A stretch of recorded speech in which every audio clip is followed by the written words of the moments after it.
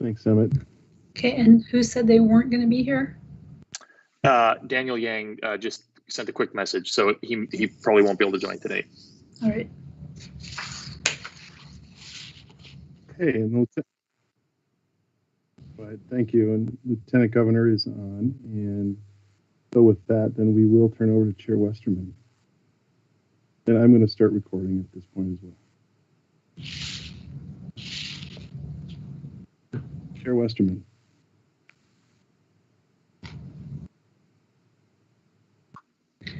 All right. Hello, everyone. Welcome to the second part of our meeting.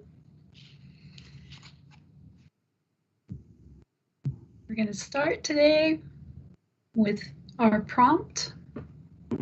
What is your favorite part of every day? And we'll go in alphabetical order by last name, and I'll start. My favorite part of every day begins at 5:30 because I get up early to write. And after I've written for an hour, hour and a half, I go sit out on my front porch with a cup of tea. Unless there's a blizzard. I even sat out there this morning and enjoyed the fresh air and the deer and watched the sunrise. Jason, how about you? Good afternoon. I'm going to be very transparent and say that a hot shower and a cup of coffee and a quiet morning is my absolute favorite thing. Getting going on the day. We can second that. Dana. My favorite time of day is sunset, partly because I am blessed to have a house on the ocean and I love the sunset over the Pacific Ocean. But also because that's the time when at the end of the day, I can really feel like I've accomplished something.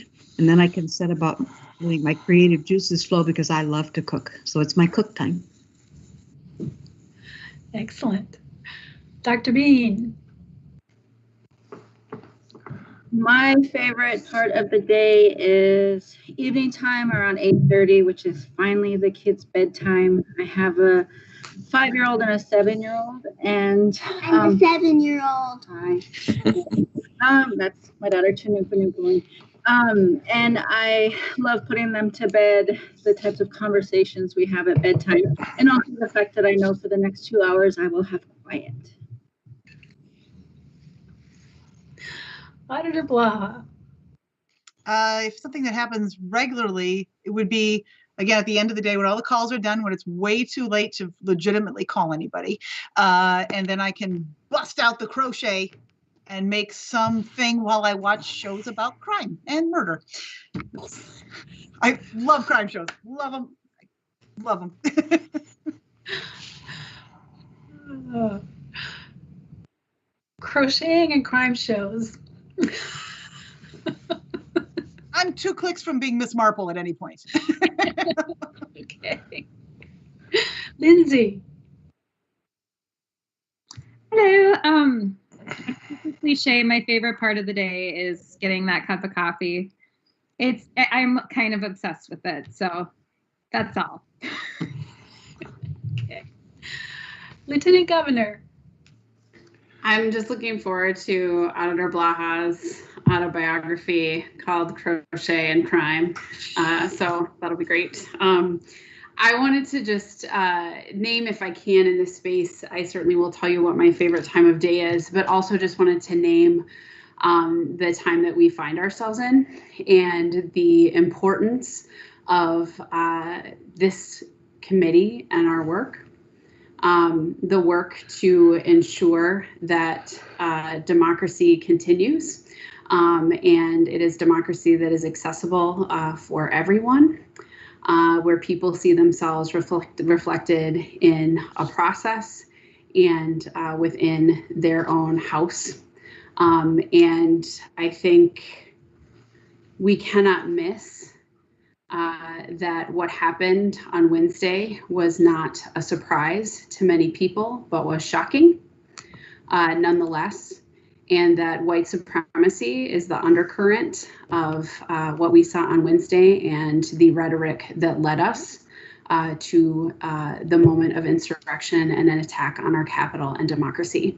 So this very meeting is how we do the work to ensure that people are seen and heard and valued and protected. And I just wanted to name that in this space. And appropriately enough, my favorite time of day is similar to Dr. Bean's, is bedtime. And it is bedtime because that is when we have the conversations about the most important stuff. And we are having many of the conversations about why what is happening with my 7-year-old. And it has caused me to be more attentive and present, which is hard to do right now. It is also the time when we put on elaborate puppet shows before she goes to bed, and she is now incorporating puppets into her schoolwork repeat back videos. And if I can tell you that I hope that leads her to working for the Children's Television Workshop, that would be a good thing. But it is that space and time when we have those honest conversations. And the questions that a 7-year-old is asking right now are frankly the questions we all should be asking right now. So thank you for indulging me in that moment. But I wanted to name that and just thank this committee for their work, because it is the work of democracy. Miigwech. Thank you, Lieutenant Governor. Jessica. Good afternoon, everyone. As the mom of an 8-year-old who is an extrovert and I am not, and there are a certain quantity of words which must come out of her mouth every single day, I also treasure bedtime. But what I have found, and there's not a particular time that this happens, but one of my favorite parts of being home with her while she distance learns is that sometimes I can eavesdrop and listen to the conversations that she's having and the way that teachers are teaching and the things that she's learning from students in her class. And it's amazing to be able to just kind of put it near to the door and hear what's up. Thank you. Dr. Jolly. Oh, gosh, these aren't easy to follow, but I think my favorite part of the day is the morning. When I get up and greet the new day and start thinking about what lies ahead, how will I be present, and I try to imagine one thing that I can do that I will feel better about by the end of the day, and that carries me through the entirety of the day, no matter what I encounter, with hope. And so I start each morning finding a cause for hope. And I love those mornings. Thank you. Jennifer?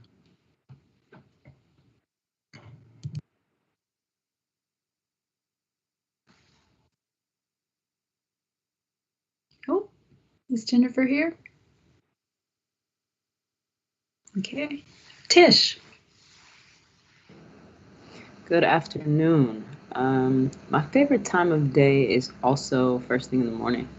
I love waking up with the sun shining. I'm hopeful on those days that happens. But it's a routine of waking up with the sun, really taking a moment to think about a few things that I'm grateful for and getting straight into a workout. Favorite way to start the day. Great. Representative Lee.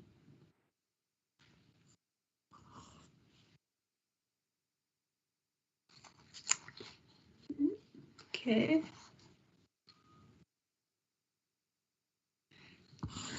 And Commissioner Roberts Davis. Good afternoon. Not very original, but my favorite part of the day is that time after I've dropped my daughter off at school and I'm alone in the car with my coffee and my news radio, and I can just be alone with my thoughts and think about what I need to accomplish that day, what's on the agenda, what I want to focus on, and just kind of have that woosah. So that's my favorite time of the day. Good. All of these responses give me hope and encouragement. and to try a different time of day to be favorite. So thank you all for listening and participating in the presentations that we had yesterday. The information is going to be very useful in guiding the next steps of our process. Particularly, there was a lot of discussion about the terms we were unfamiliar with, terms like emergency removal, recontextualization, and the idea of permanence and lifespan regarding commemorative works. Lindsay Dyer brought up a great point about the subjectivity of language regarding removal criteria. And she called our attention to what is appropriate. What does appropriate mean? And who's deciding what constitutes appropriate? So those are some things for us to think about as we choose words going forward. So today, I hope that we can all brainstorm about the elements that need updating in the current commemorative works policy, using the insights from past review of existing policy and the new information from yesterday's presentations. The goal for our brainstorming session today is to create a high-level framework for the policy. Once this framework is in place, we'll identify the buckets of work that will be required to move forward. And once we have those buckets established, we'll need to make a collective decision about how we'll draft language. One option might be to have members of the task force lead smaller subgroups. Another option might be to have staff draft preliminary language for all of us to review either as a large group or in smaller subgroups. But more on that later.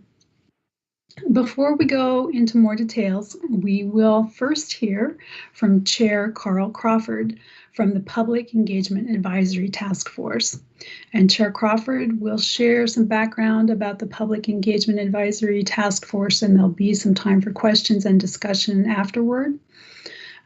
So I'll turn it over to Chair Crawford now. Chair Crawford, would you be willing to share a bit about your background with the group as a way of introduction before the presentation? Chair Westman, thank you so much for inviting me to be a part of this meeting. Can you all hear me okay? I've learned with modern technology to check on that before I go too far. And Lieutenant Governor, thank you so much for being here, and know that our prayers are with you and the governor during this trying time. So I'm glad that you're here. And thank you for allowing me to listen and be a fly on the wall to all the amazing times that you all feel are important in your lives. I want to congratulate you on the work that you've done so far. My role, as mentioned before, is the chair of the Public Engagement Advisory Task Force. And Emmett has been so gracious to kind of create a very small PowerPoint for us to kind of look at the ways we work together and shed some light on the importance of the work that we do. So thank you, Emmett. So as we look at the first slide, as we move to the next one, talking about the distinction between the two advisory task forces. And this is a very great diagram that kind of shows the importance of each of our work separately, and then how those work come together in the shared work that we do.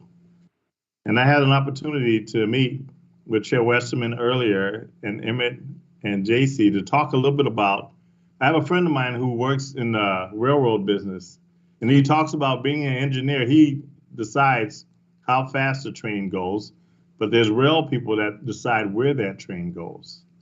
And we are kind of the rails. We are the ones pointing where that train's going to go. And when we hand this over to the CAP board, they'll be the ones driving that train to make that difference. But I want to focus real briefly on the shared goals in between us all, and that are to report to the CAP board. We both have 15 amazing members of each of our groups, and to be that audience for the CAP board and have a high-level guiding conversations about, again, this is the people's house. And as mentioned before by the Lieutenant Governor, we all witnessed a dark time in American history, and it really focuses more on how important the Capitol is to each person, both in Minnesota and those visiting from abroad. And if we can skip ahead to the next slide. As mentioned, we have 15 members, of course, Lieutenant Governor Flanagan, as well as 2 members from the state legislators, 2 up from the CAP board, and 9 members from the public. Our overview is to create a space for members of the public to share experience about what the Capitol means to them and feedback on monuments, memorials, and works of art. And it is our goal to address how the CAP board can promote proactive and meaningful public engagements in its decisions. A heavy lift, as we all know. Our goals are to provide culturally competent, accessible, and welcoming opportunities for the public to share experiences of the Capitol and what the Capitol means to them as they observe the monuments, memorials, and works of art, to synthesize public input, and to provide recommendations to the CAP board on the goals on how to create a proactive, meaningful, and sustained public engagement on the Capitol grounds. The deliverables are similar to yours, is to grab the key themes of the historical context that emerge from the public input on what the state capitol means to Minnesotans. And obviously to gather those recommendations, and we're going to start to embark on that throughout the month of February, as we'll be broken into teams to set up outreach community opportunities to gather feedback from those communities, and sometimes, most importantly, to find out whose voice is not being heard, and how can we better reach further to find those voices. So as mentioned before, our timeline is going to be, we started meeting and gathering with initial meetings in the fall. We're going to be co-hosting these outreach meetings, which I'm very excited about. And then in the summer of 2021, to have a larger public conversations and meetings. And of course, to synthesize the meetings in the fall of 2021, and to continue to have an online public survey to gather information. Next slide. And we will do this engagement through individual outreach meetings, through online surveys, and then larger public meetings. So we're going to find multiple ways to reach out to community, to gather input, and create opportunities so we can get a true slice of the many different voices that make Minnesota so great. And with that, I'd love to open it up for any questions at this time.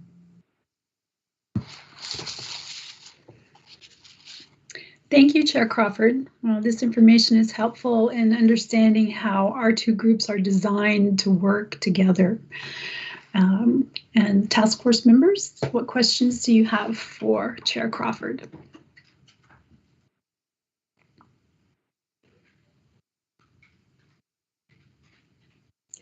Dr. Bean. Thank you. I just have one question in terms of community engagement with the Native communities in the region, and wondering what some of the plans are in engaging with Native community members. That is a great question. And we do have a number of amazing Native members on our task force that are kind of helping to guide that discussion on how we do outreach and where and when we do outreach. But again, as we continue to gather this information, one of the important things I believe we can do is look back to see what voices we may have missed and who's not at the table.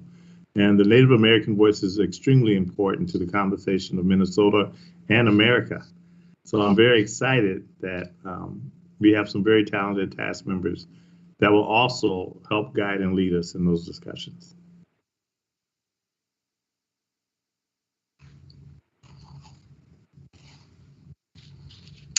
Anyone else?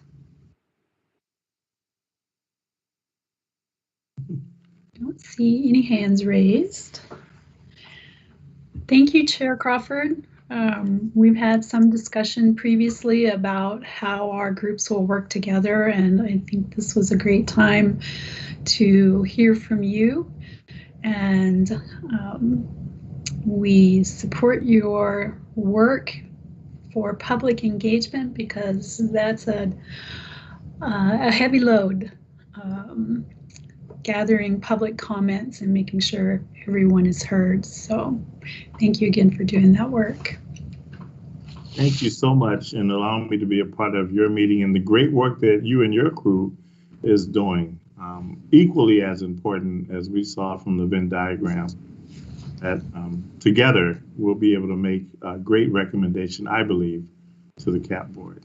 So continue to do the important work that you're doing as well. Thank you. Thank you all. Enjoy your meeting. Thanks so much. There's no applause feature here.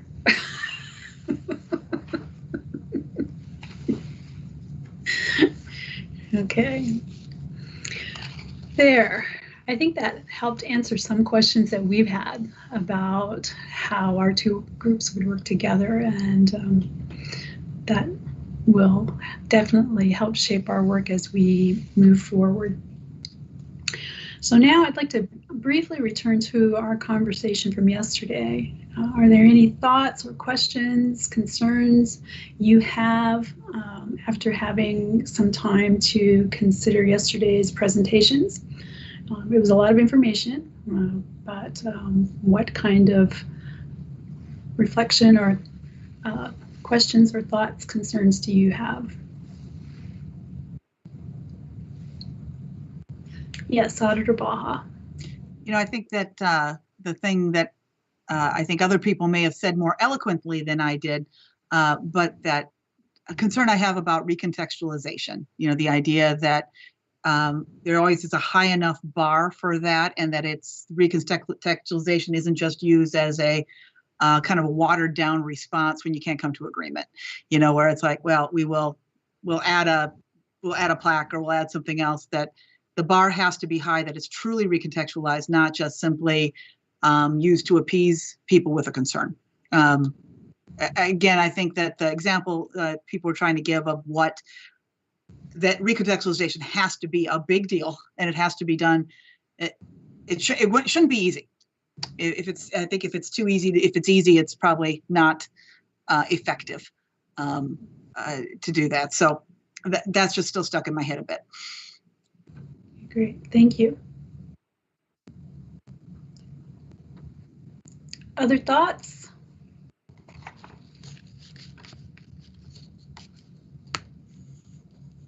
Questions? Observations?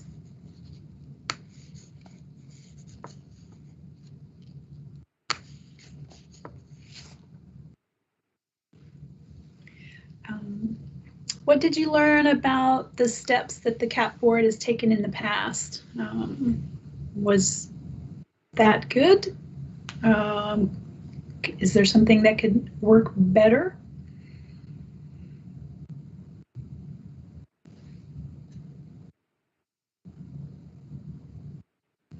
Yes, Jessica. I think I really appreciated the presentations from staff that talked about sort of when this has been used in the past, when things have been proposed in the past, when they've been turned down in the past, and was really interested to see how some of the processes are self-perpetuating within the current policy, that because someone gifted a statue and the policy says that we keep statues, now the statue is still there, even though the reflection that we're doing now might not have happened, or might have happened differently in the beginning. But then also some interesting points raised by the task force in terms of who had access to that process in the first place. For example, the legislators listened to a group of 6th graders from Owatonna, but do they listen to community members who have a different voice and use that voice in a different way? Good connections. Dr. Jolly. So I raised my hand before Jessica spoke. I would echo everything she just said. What what struck me was it was a wonderful presentation of traditions making further traditions march on. It didn't appear transparent to me if you were not within a community of power. It didn't appear accessible if you were not within a community of power. And the language used to discuss it was absolutely not that of many of the communities that I work with. It was a barrier. And so I saw it as something that, not surprisingly, perpetuated the practice that brought us here. And without change, will just continue to recapitulate the same processes. So I learned that it was a practice that was 1/3 well executed and thoughtful, 1/3 thinking by exception, and 1/3 driven by the legislature and the moment that it was brought forward.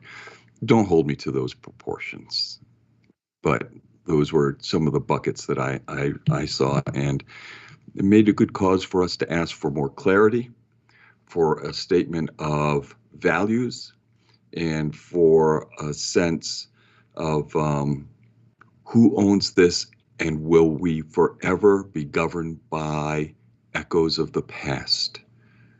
Because it seems that once those who were in power set something forward, there's no room for that voice to be changed.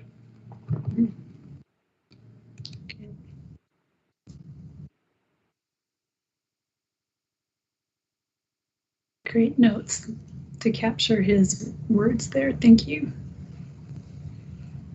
Definitely something for us to think about. How can we use the Historical Society's review of the policy for art in the Capitol building to guide our work? Is that a possibility? Oh, Lieutenant Governor. Thank you. I just wanted to just amplify Eric's comments. I think there are, let me just say this.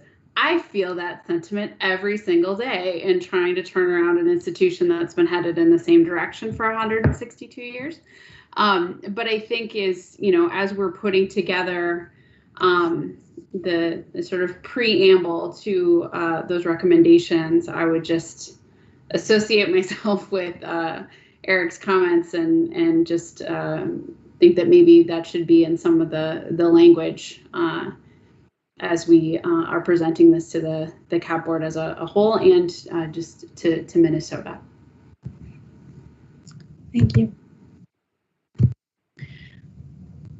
Yesterday we had talked a little bit about new terms or new words that we heard during our discussion and during the presentations. And so I think one to add to our list might be the one that Dr. Jolly mentioned, community of power. Who is the community of power? Or who are they? Where are they? Have they changed? Can they change?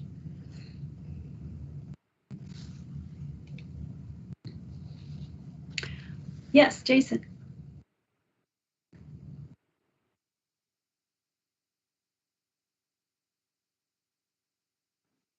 Jason looks like you might be on mute there. Sorry about that. Following up on those points related to history, I did want to note that it doesn't seem that we haven't had during this discussion in these meetings any presentation regarding the history of the architecture of the Capitol. Their whole books, I can think of a very fine one called The Architecture of Democracy, for example, and it shows the very intentionality of the way in which these Capitol buildings, particularly ours, particularly the one in Washington, were built with certain structures and artwork to evoke a public philosophy, one that would guide the democratic deliberations and things of that nature. It seems to me that as we consider processes and plans for modifications and these sorts of things, that we might want to think about what the original vision and intent was of the art and architecture of the Capitol. And going back to a point I made at the very first meeting, how are we stewards of that? To what respect and deference do we owe those traditions? Tradition, as Chesterton said, was the democracy of the dead. We do have a responsibility to pay some respects to our ancestors who bequeathed this vision to us. What is that vision? What is it? How can we be stewards of it? Does it have anything to say to us today? And should that be taken into account as we look at capital preservation and things of that nature? One of the problems we have clearly in our society is a lack of a sense of history, a lack of respect for our institutions, which is why there's a fence around our current state capitol because of dangers of vandalism, violence, desecration, destruction, why we saw what we did in Washington last week, people not respecting those facilities and places where democratic deliberation does take place. So I think that's important for us to think about and consider as well. Thank you. Definitely, we can use that original vision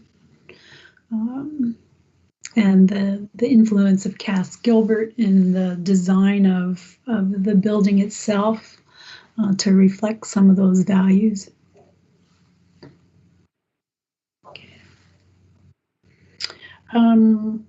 The question I had asked earlier was about the Minnesota Historical Society review of policy for art in the Capitol building. Is this something we can use for our work, use as a guide for our work?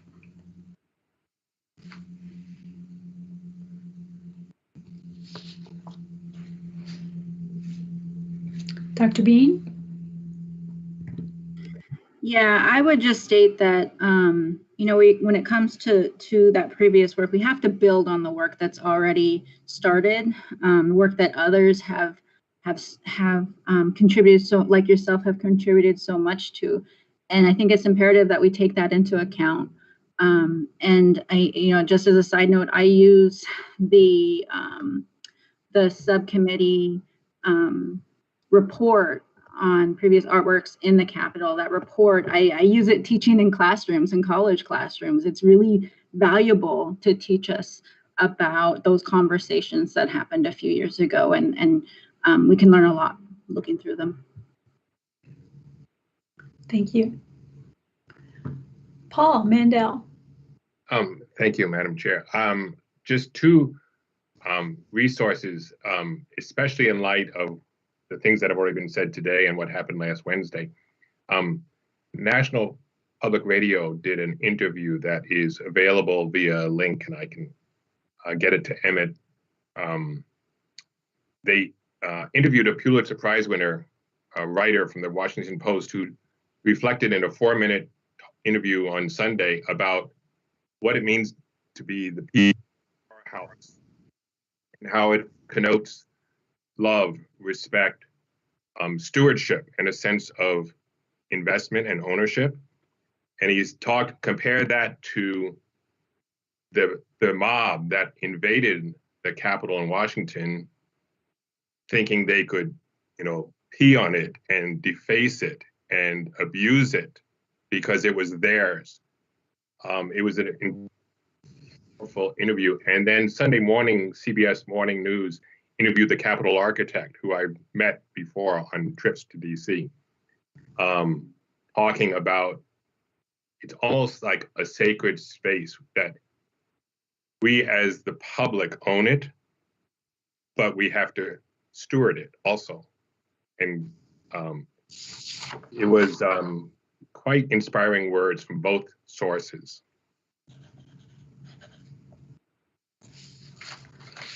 Thank you.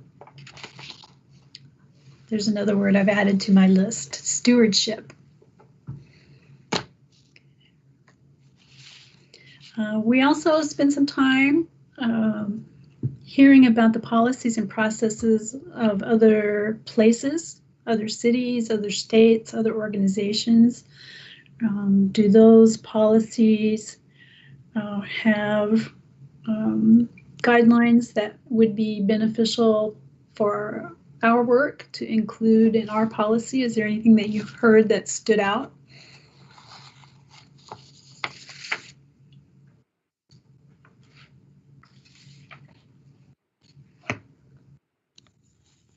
Dr. Bean?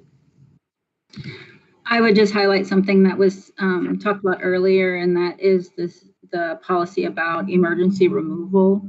I think it's important to think about how we can learn from some of those other policies in that way.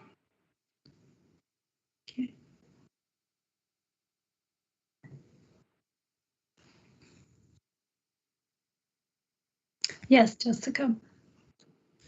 I appreciated how much work has already been done on the subject in terms of the ground that they've covered, trying to synthesize the respect and the stewardship for what has come, but also make space for what is not there. But what I keep coming back to, and I cannot recall which city it was, but one had limited the universe of who could initiate change requests, and had limited it to elected officials and neighborhood organizations.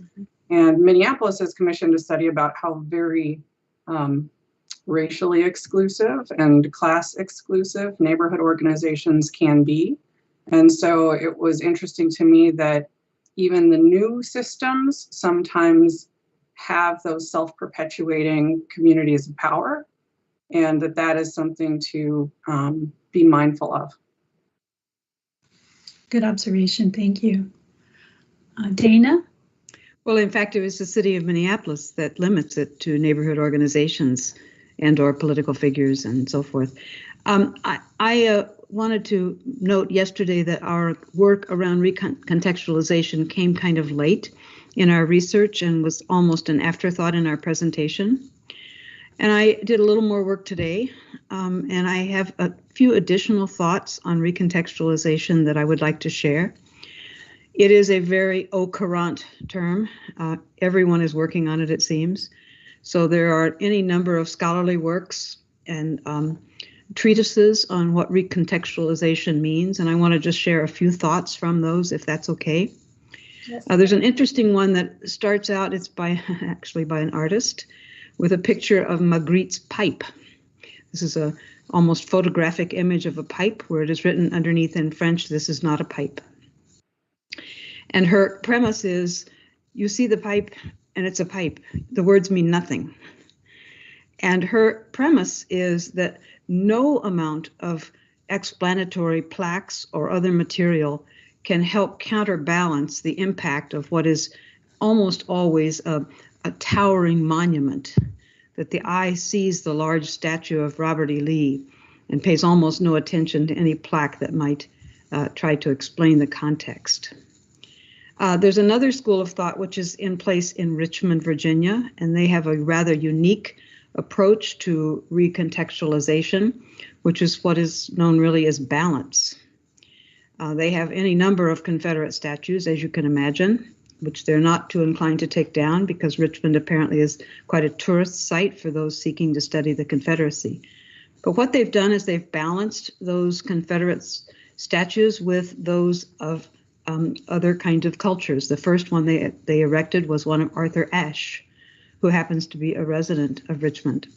They followed it with Lincoln, of course, and then they created a slavery reconciliation statue, actually placed in a former slave market. And now more recently, they've erected a statue of Maggie Walker, who was the first Black woman to charter a bank in the state of Virginia. So there's the balance aspect of it. Then there's another very, very complicated and scholarly treatise, just came out in November of 2020 in the Journal of Applied Philosophy. And it says any recontextualization really has to take into account the notions of transitional justice, which are justice, truth, reparations, and guarantee of non-recurrence. Now, those are United Nations principles, and it goes on in some detail about how one can accomplish those in recontextualization. And then finally, I thought it was interesting that the Mellon Foundation has chartered its largest ever study of $250 million to examine how United States celebration of the past can be recontextualized. They've actually appointed the poet Elizabeth Alexander as the head of that group, which is an interesting notion. And she is starting work on studying these notions of recontextualization and how, in fact, we can remember the past, but remember it in today's context in a way that will help bring truth to the past. So there's tons of stuff out there, and I think we could do more work on. This was one day's worth of study. I think there's more that we can learn about contextualization. For example, the city of Philadelphia, I learned, has what they're now calling a monument lab. I think they're doing that under some academic institution. I'm not sure which one. But what they're doing is they're doing a comprehensive audit, not just in Philadelphia, but of the race and gender of the monuments that are present. And maybe it is limited to Philadelphia. I didn't dig deeper, but I mean, it's very, very, very au courant subject that everyone is working on. And so we have lots of guideposts, I think, to walk us through what we do in recontextualization. I just wanted to add that. That's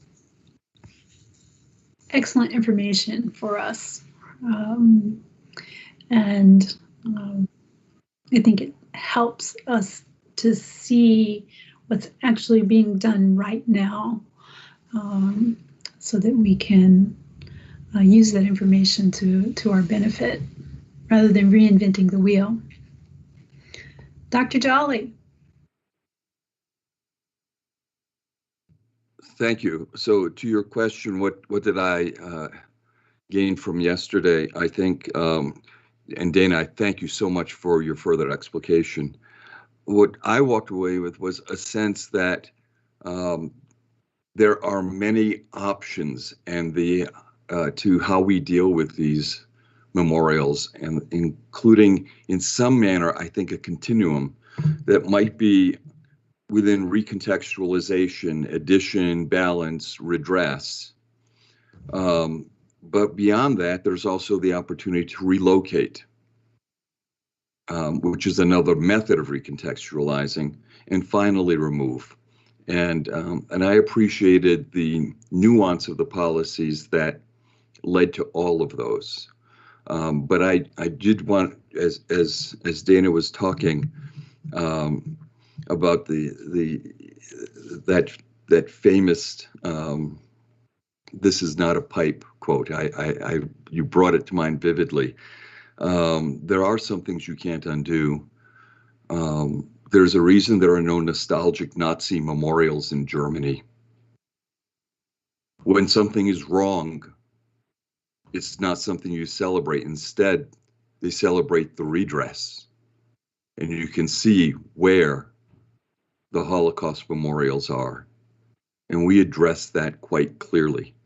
So sometimes we need to say it's wrong. I appreciate that we need to contextualize the history even of our capital. But there are some parts of that history which didn't include women voting, which didn't include Native people voting, did not include Native as citizens. Never mind. My ancestors' right to vote came in 1957. And so I hope that one of the things that many of the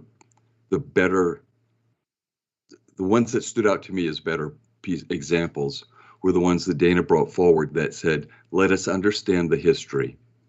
And there is some selection that you want to keep, you may want to honor. But they also talked about, let us move away from simply gilding the history with a new sign. And so I appreciated all of those nuances throughout these, and that sense of a continuum of change that didn't have to be absolute. Thank you. Tish put a comment in the chat. Do you want to let us hear it in your voice, Tish? Sure. I was just kind of double clicking some of the commentary around recontextualization and other sort of examples of what that looks like around the country. This is just referring to the Equal Justice Initiative and some of the work being done in the South to recontextualize sites of racial terror, specifically in Montgomery, Alabama.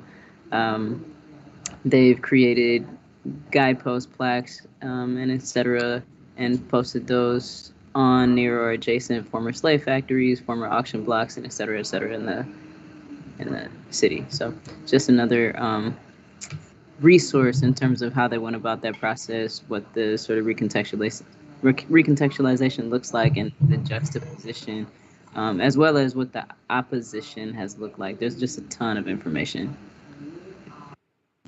Thank you. Dr. Bean.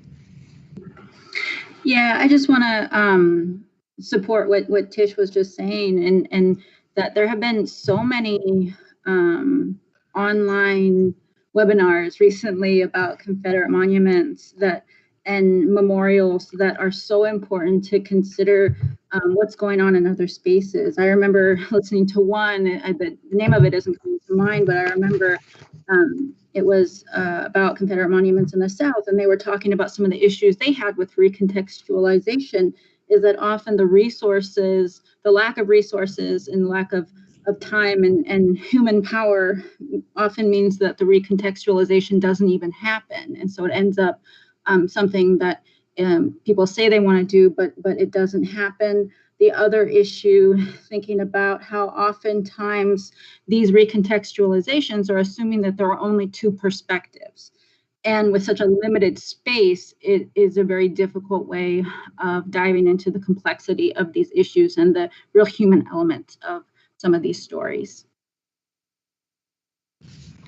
Thank you for adding that.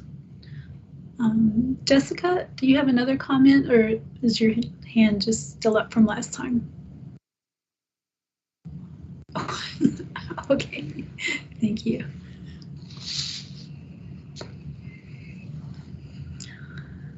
Lieutenant Governor Flanagan.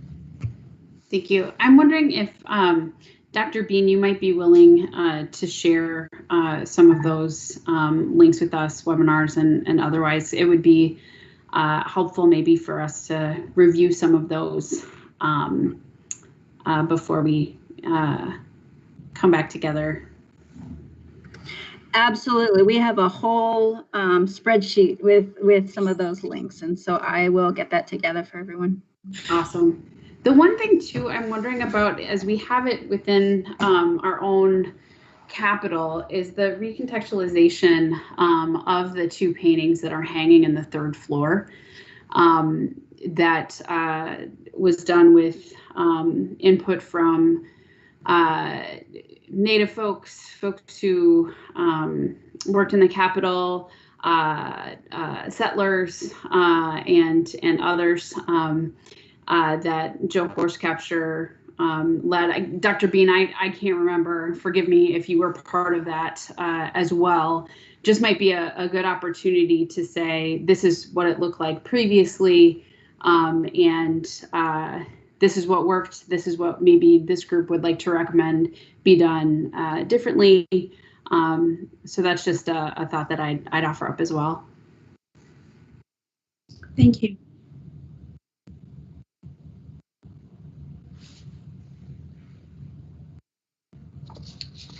Okay.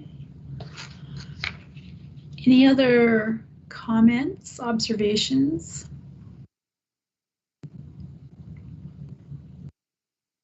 It's a lot to think about, but I'm glad we have such a good resource list.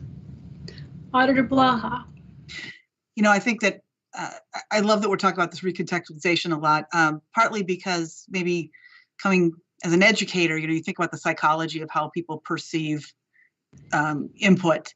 And, you know, as we learn about how, if you want to undo a lie or misinformation, that restating the misinformation to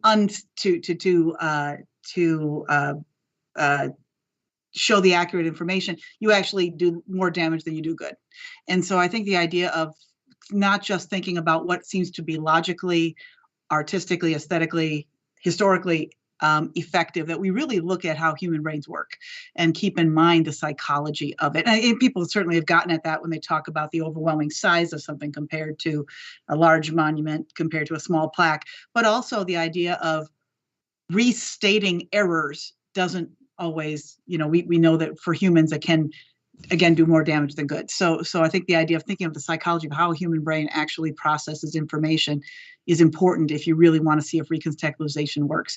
It's just another component of analyzing how we do something like that. Thank you for those observations.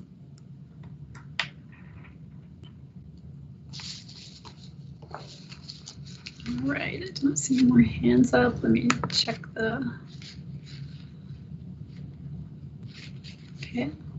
chat. We're good. All right. That brings us to brainstorming on elements that can be included in a new policy. This will help support that goal we have to develop some different buckets of work.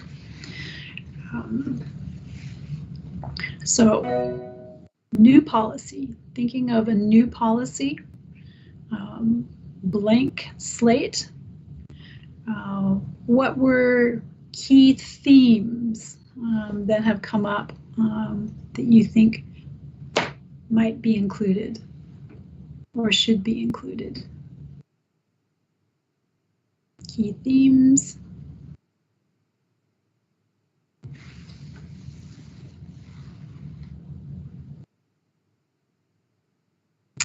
Another area is the elements to be included in the policy itself.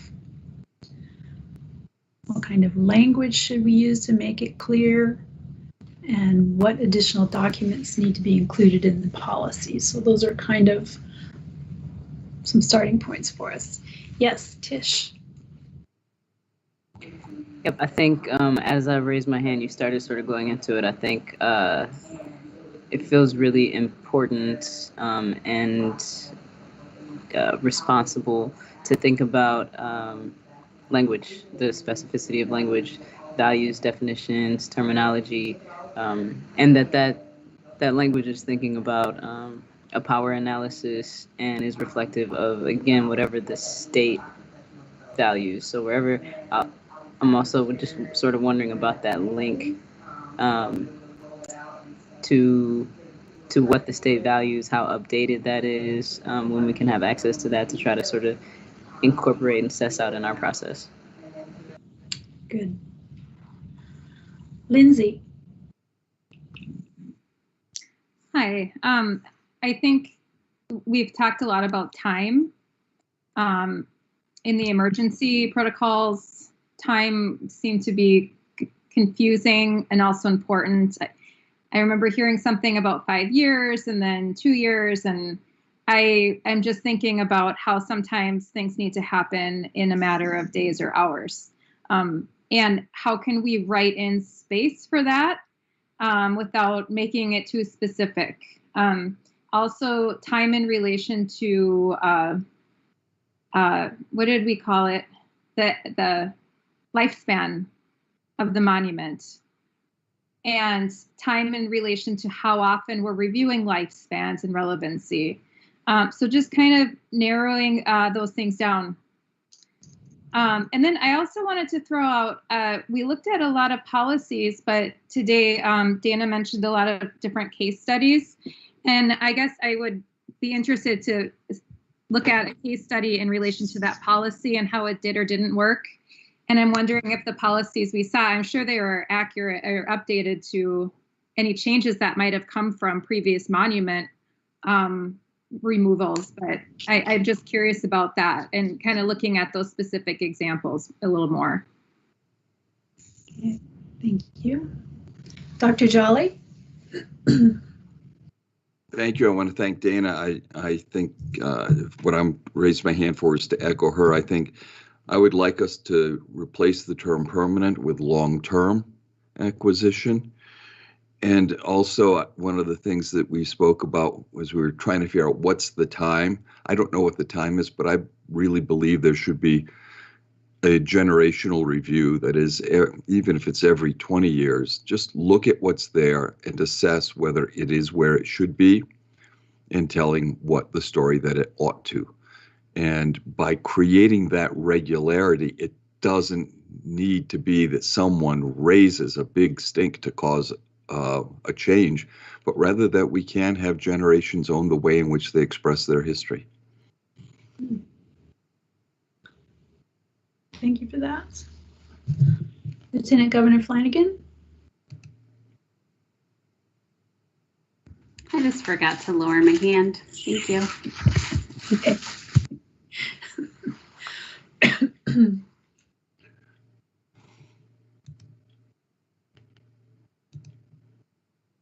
All right, those are good observations.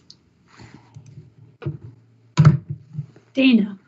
Well, just going back to the work we presented yesterday, there's kind of two parts to our work. There's the policy itself, which includes the statement of objectives and the criteria for accession and deaccession and so forth.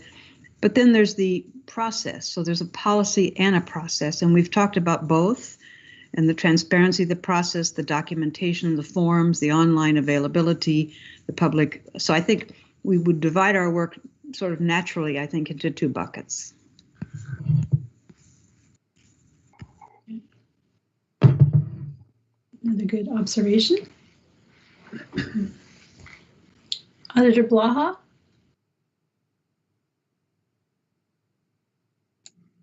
I don't even know if my hand's up or how to make that different. So I'll fix that. Pardon me. Okay.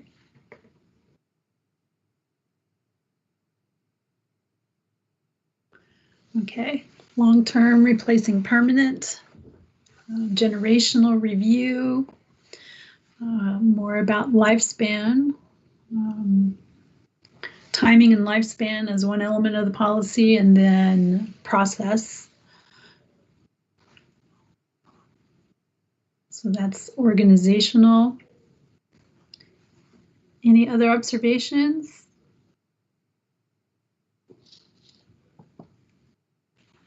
What about documents that might need to be included with the policy?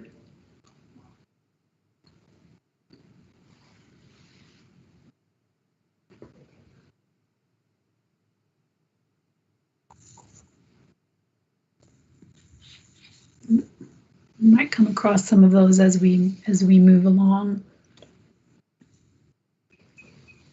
Okay, Dana?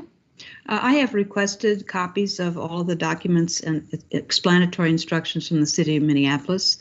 I don't have them yet, but since we were particularly fond of their policy, it would be interesting to see how they've implemented it and what some of the forms are, how easy they are to understand, how accessible. But well, the fact that I had to request them means they're not quite that accessible. So we'll see what we get them. Thank you. Those will be helpful. Jessica.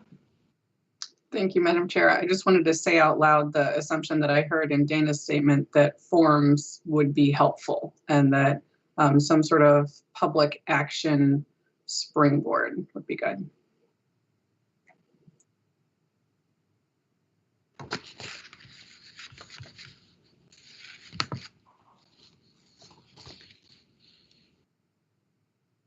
Okay. Tish has a question about accessibility, translation, and representation within this process. This may be something that somebody can point her toward in the chat. It may not need to be documented in the working document, but what additional considerations do we want to include in terms of that kind of access, especially for non-English speakers or English as a second language? I just auto-filled on that. English language learners. Thank you, Tish. Lieutenant Governor Flanagan. Just to add on to that point, I think this will be another opportunity as Chair Crawford works through the public engagement piece too. I'm assuming that there will be pieces like this that come through their work, and I would hope that we'd be able to get and update as this work continues, and somewhat of a feedback loop to make sure that those things are heard in both committees. Great. And I need to head to another meeting, but I just wanted to take a moment and just say thank you all so much for your work again. This is really phenomenal, and giving of your time and your talents is just really humbling. So I appreciate it very much and look forward to our next conversation. Take good care, everybody. You too. Thank you. Auditor Blaha. This may seem obvious, but I'd like to see a diagram. You know, I think that a lot of our work is so text heavy, and it's, hey, we all had words yesterday we couldn't pronounce. And I think a diagram would be really helpful to find your way through, or maybe a flow chart, just something that helps me very simply know where I am in the process. Okay, great. Yep, we have a second in the chat for that. Flowcharts are good. From Jason. Okay.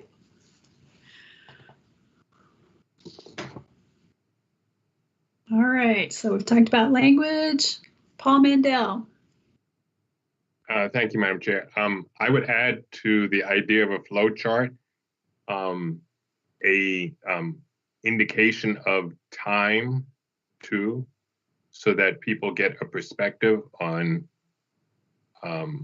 not just where they are, but how long to expect things, because they can lapse depending on the scope of the project and such. But I think we should be very realistic when people come forward. Usually what would happen is someone would initiate something with a letter and staff would be involved with them from there forth.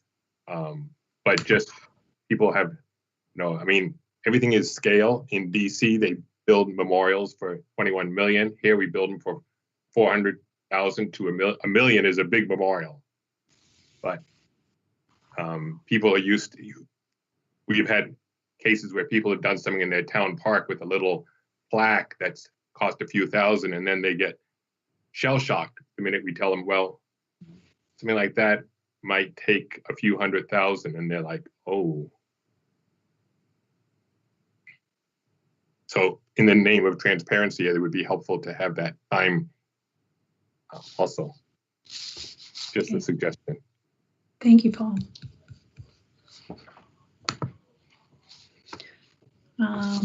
Floor plans of the building can be helpful for orientation as well as for additional documents. That's a suggestion from David Kelleher.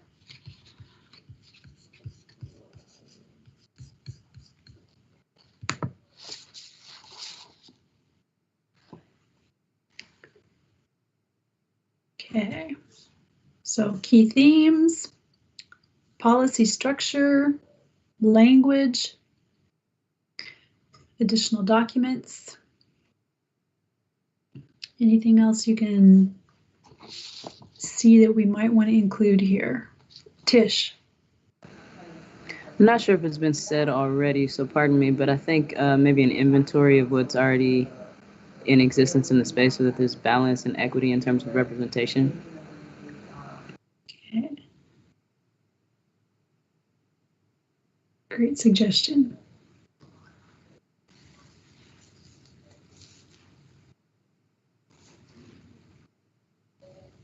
Okay, Lindsay? I don't know if it's in here yet, but I'm a little haunted by what Kate Bean said about the taking the monuments down, and if they go through all the hoops and they end up needing to be taken down, who pays for that? I'm thinking about these very, very expensive monuments, and nobody wants to pay for that. I'm sure taxpayers don't want to pay for that. So I'm wondering about the end of the policy where we talk about what happens to it after and how much detail we put in there. It's just what's going through my head. Okay, thank you. criteria. Also for the policy.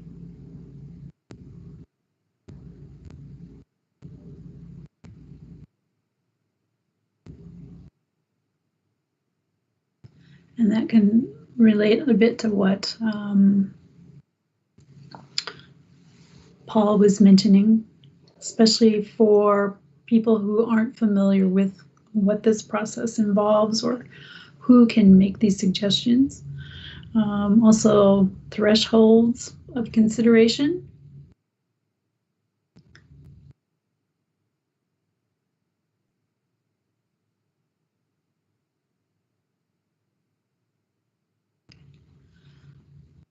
Jessica? I really appreciate Tish's thought to include an inventory and wonder if we could even build on that in sort of a Monument Lab sort of way of inventorying the genders and backgrounds and identifying characteristics about the various monuments that are there. We've had the privilege to learn that from the staff, but just in an accountability way, it would be amazing to give that to the public as well. Okay, great.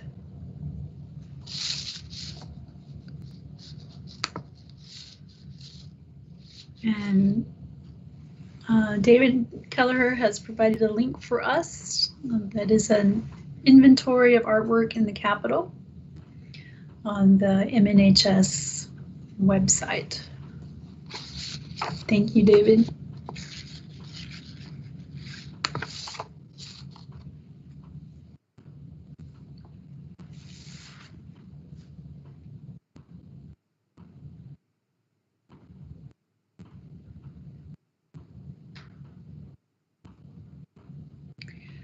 Excellent brainstorming. Productive thinking for sure.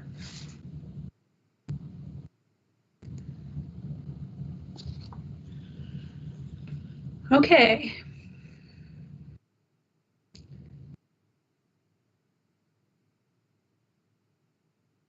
We have quite a bit here.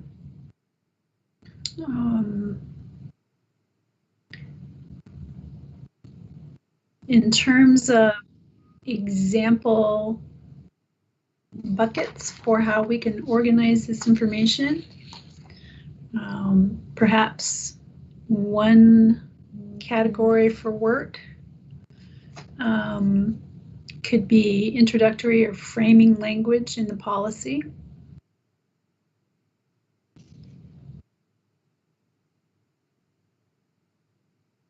That might also include vision language. That vision language would help us get at the statements that Tish is talking about.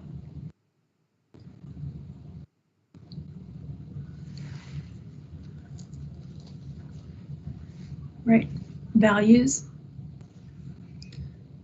Another bucket could be the process itself.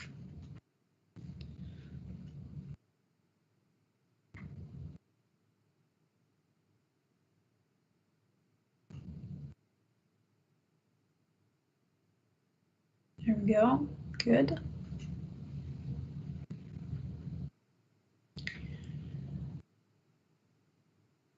Another task would be forms and documents, including perhaps creating some of those documents or forms. But again, depending on what Dana receives from the city of Minneapolis, we might have some good examples that we can build on, or other resources. And frequently asked questions, flowcharts, visuals, yep. And then what kind of a website component might there be as well?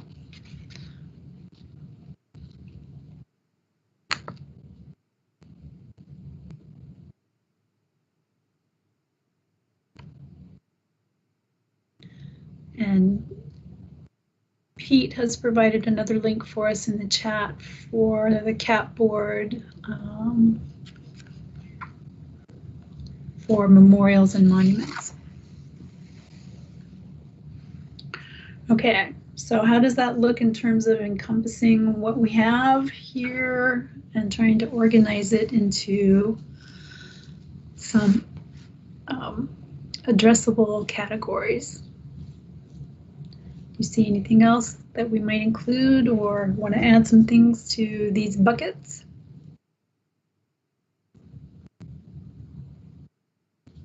Anything missing?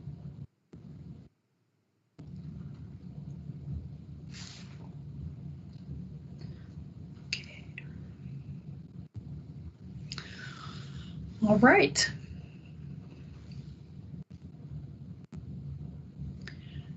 And one of those important words right there is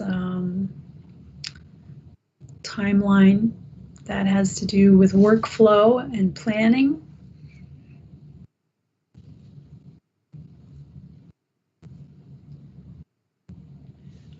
So here are our important questions at this point. What are your preferences? What are you thinking in terms of our individual roles as we put our plan together for drafting this policy language? Here are, oh, sorry, Lindsay, I didn't see your hand up. I just put it down. I was, before you wrote accessibility, I was going to suggest that we have that as a bucket just because it was brought up so much, not just for online, but for all aspects of the process. But I could just see it as the online. I don't know, up to the group. Okay, good observation. Accessibility has to do with the language itself. In addition to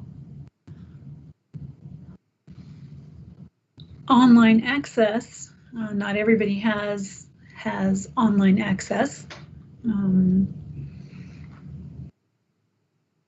So yes, definitely an important part of that.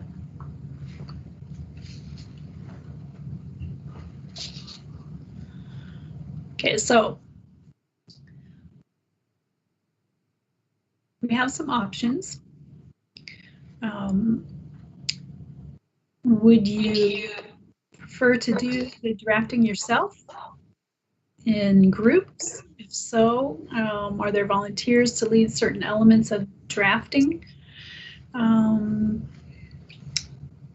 Or,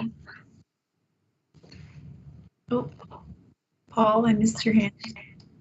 Madam Chair, I would, taking the term frequently asked questions, I could draft up something very quick based on 30 years of experience and then have it submitted to whoever else wants to add on to it. Okay, thank you.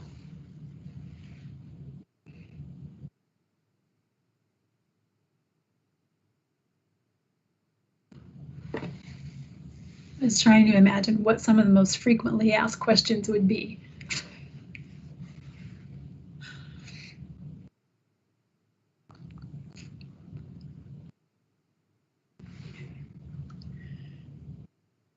So we can draft this policy language ourselves if we would like to do that.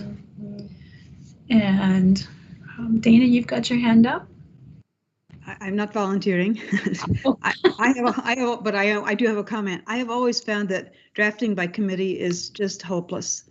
It's just not productive at all. And I'm going to really overstep my bounds, but I want to give a testimonial to the fact that working with J.C. Thompson, who's now in the governor's office, she did amazing work at synthesizing some very, very complex notions and making them very crystal clear. I don't even know that she's available for this process, so I'm offering her speaking out of bounds for sure.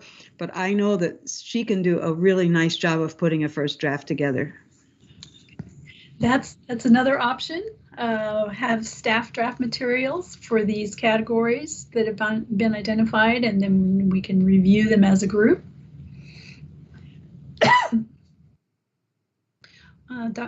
Let's see, Tish, you have your hand up?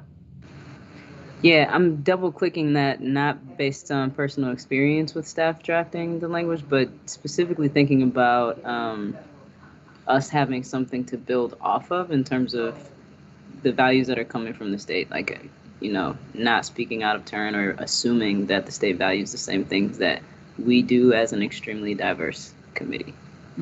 Yeah. Great. Dr. Jolly? And so I would treble Tish and Dana. I've never seen a committee successfully write a document that I could understand. And so under the guise of keeping it simple, I'd love to start with having someone draft a straw horse, as they're calling it, for us to work off of paragraph by paragraph, perhaps then in small groups. I would note that whoever has been jotting down these notes has a sense of diplomacy and maybe have earned the chance to take a stab at that first draft. Otherwise, I think if we can find someone experienced, that would be great.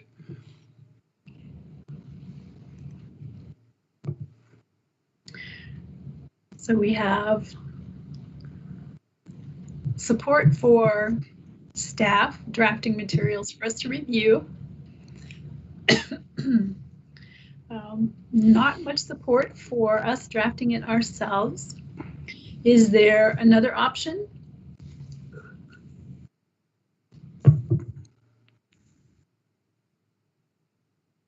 Tish? I think maybe even a precursor too for someone to mine existing documents and material for things that already exist, right? So like things to build off of or to update. Great, thank you.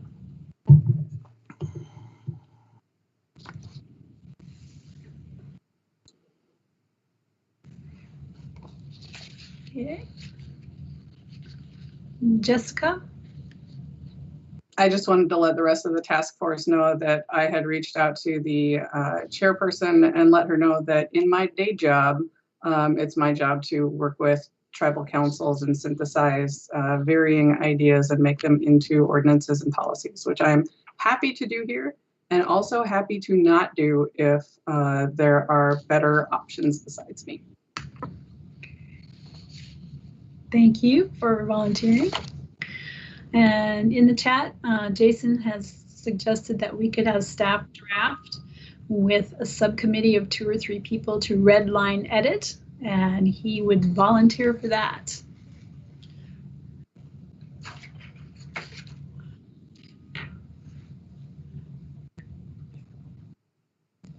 Okay. And let's see, did we get everybody? Okay. Jason, I have my red pen ready.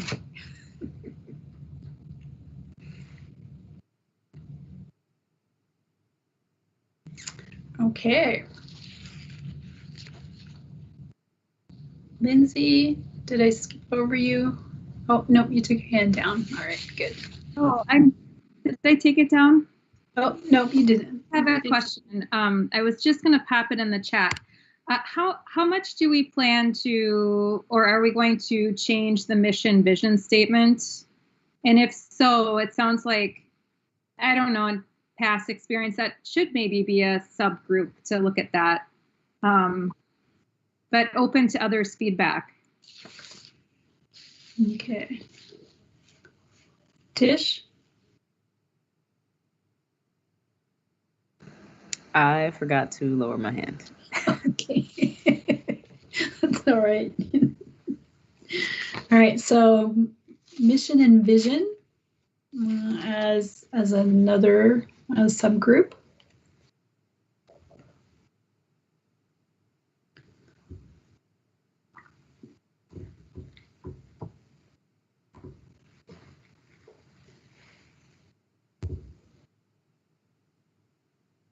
Okay. Lots of good feedback here. Thank you. I really appreciate your thoughtful consideration for the task that we have. All right. Any hands up here that I missed? Okay. Nope. All right then.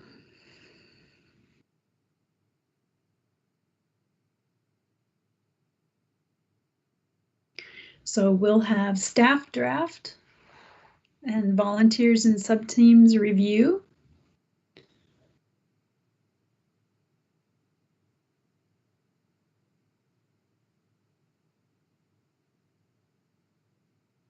And then we can bring the reviewed draft back to the full group.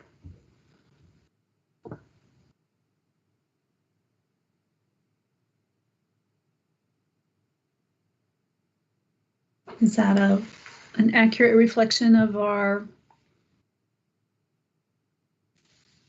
discussion?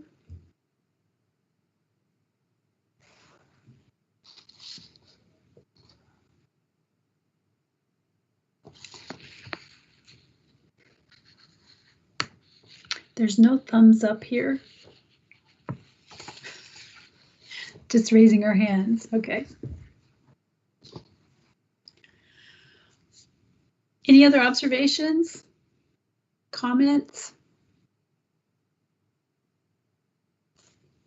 Lindsay would love to help with copy editing.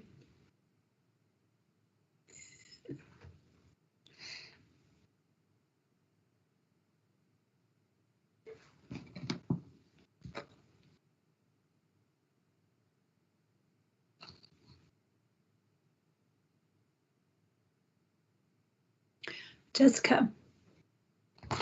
One suggestion, if we do intend to make substantial changes to the mission and vision, would be to maybe have a meeting or part of the meeting workshopping that in the full group, just because that's such a pivotal part of really any policy changes. Okay.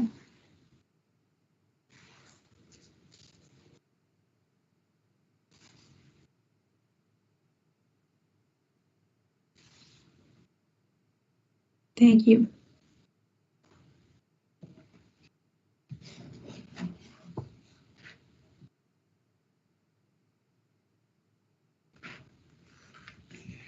And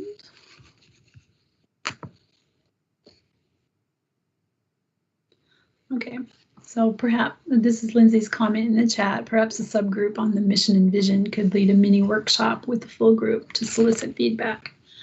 That's an excellent suggestion. Thank you.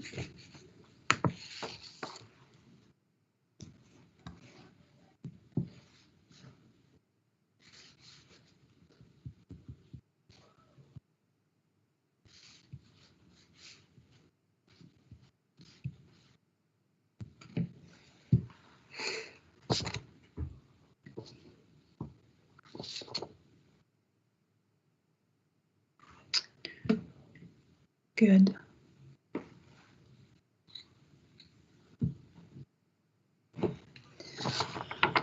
Well, I think this has been very productive. We've gotten a lot of ideas.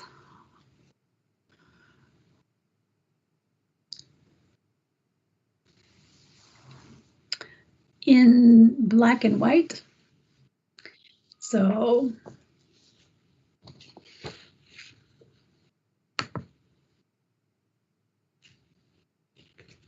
thank you, Commissioner Roberts Davis. Yes, the other task force would like to know what we plan to accomplish so we can share that with them. And then now we need some volunteers. Commissioner Roberts Davis.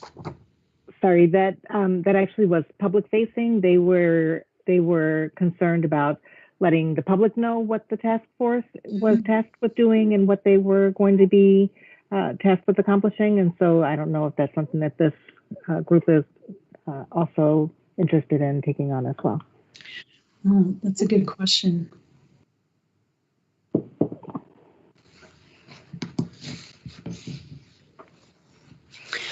Emmett, I'll put that question to you. Do we, at this point, have an obligation to have a public-facing communication about the work so far or our work plan? So in terms of the obligation, I think that is, I think we have done from a staff level, we've been trying to make sure that all of these meetings are public. They've been posted on the CAPboard website and they've all been live streamed, and those recordings are now on the CAPboard's YouTube website. And so I think from a staff level, we would encourage and recommend that members do share out the link, and I can post the link to the CAPboard site in the YouTube channel, I should say, in the chat. And we could talk to you about what other ways to promote the conversations and the work in a public way that have already happened. So I think there's opportunity for that, and we'd be happy to help think through and assist in any way if the group wanted to do more on that front. And I know that Commissioner Roberts-Davis, to your point, the public engagement group is thinking about how, as it begins its outreach meetings, and then as it starts this online public survey, how it will get that survey out to as many people as possible. And so there's more to come on that as well. Yeah, I think it could even be as simple as how we're communicating it out with our mission and vision. I think that there are already some communications that we're planning that we can incorporate. Here's really what we've been tasked with doing and how we plan to accomplish it. So it can be rolled into things that we're already talking about doing.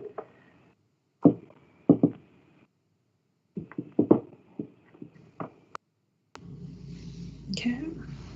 So at this point, we have 2 sub-teams, editing and mission vision statement. Did we miss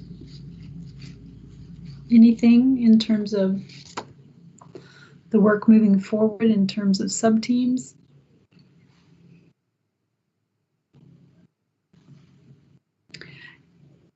We're missing volunteers for the mission and vision statement.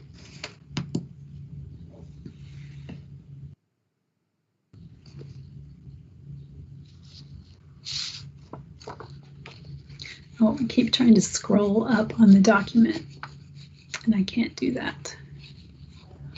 Paul, thank you. Yes, Madam Chair. As you were well aware, I think they should start with the lead from the Preservation Commission's Art Subcommittee, which came about a mission and vision and several criteria through a very, very public process. And that would be a good starting point. Okay, thank you. You were part of that too. Yes, I remember that very well.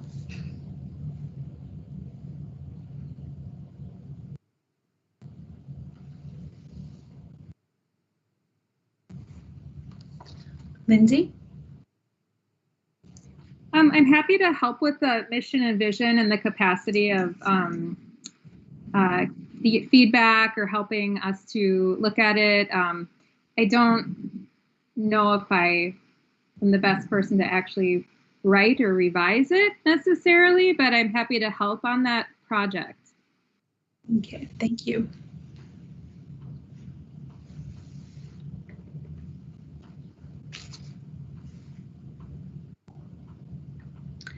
This gets us off to a good start.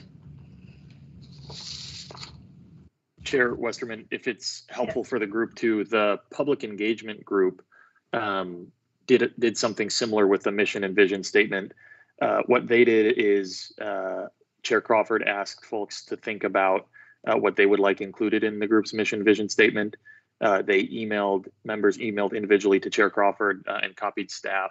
And then at a staff level, we kind of did our best to incorporate those different responses into a statement that the whole group then kind of reviewed via an email process and agreed to. So that's how the public engagement group approached putting together some sort of mission and vision statement.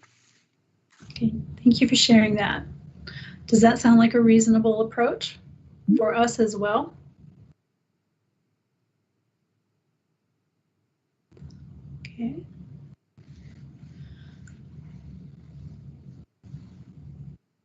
Jason is volunteering to help with mission and vision also. Tish? Yeah, I would possibly be open to helping as well. I think I'm wondering about having some of those documents to build on the mission statement from the CPC ARC subcommittee, as well as the values from the state. It just kind of feels important as we create new policies to sort of think about those things, to be mindful and cognizant. So if that's a precursor, I'm down to be a part of this group. Okay, great, thank you.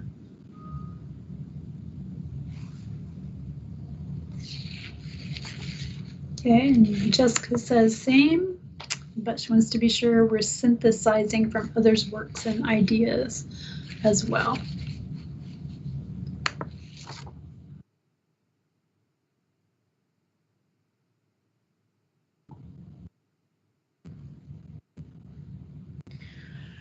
Would it be helpful to see the mission and vision statement from the Capital Preservation Committee as a group? Okay, I see some nodding heads. Okay. We can send that out and then get your responses from there as well. So kind of a mashup with the public engagement process, Emmett and JC, and then we've got our subteams as well. Yes, Jessica, thank you.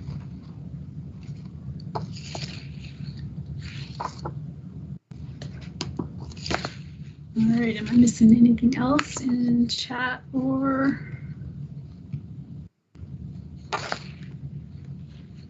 Good, okay. Now I understand why some people work with 2 screens.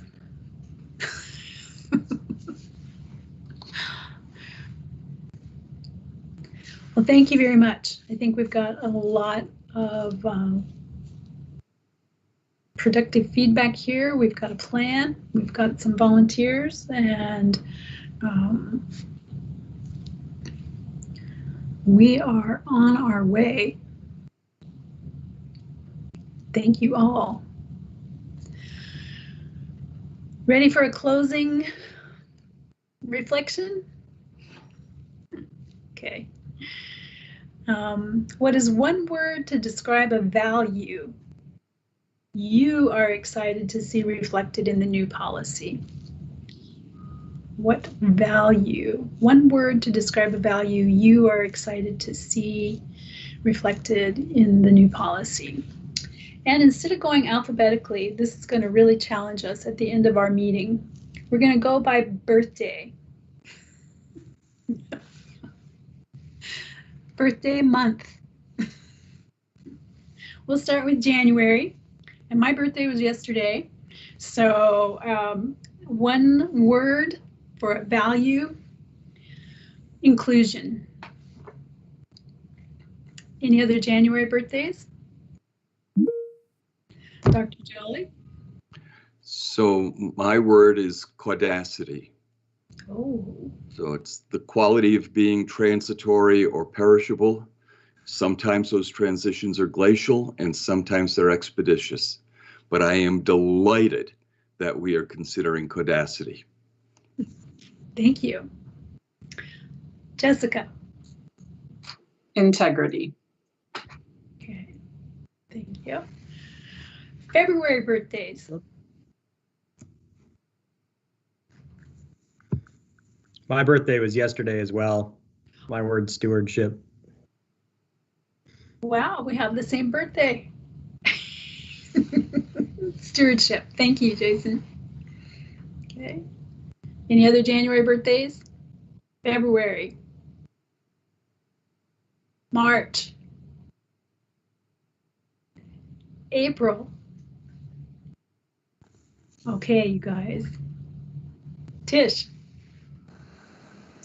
I think my word is also inclusion. Maybe representation. Great. Thank you. I forgot where we were. April. April. Okay. May. So Auditor Blaha, and I would, I'd say clarity, just making it easy to understand. I love the other words, big words that we're hearing, and that they won't be in this document as well. And just on a final thought, I'll suggest you look up the word, the birthday paradox, if you're overly surprised that two people might have the same birthday in our group.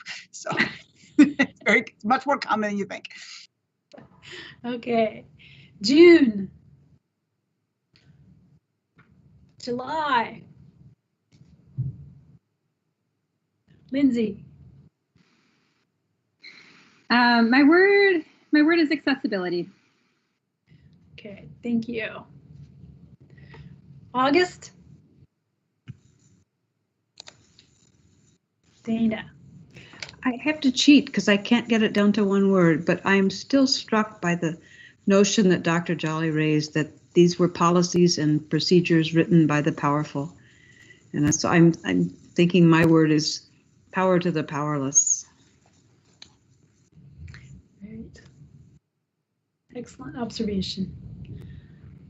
August. September. Dr. Bean. My word is compassion. Okay. Thank you. Anybody else for September? October? Are y'all born in December? November. December. Did we get everybody really? No. Okay. All right, JC, did you take names? I tried, but I can't quite tell who we're missing. That's all right. We'll get you at the next meeting.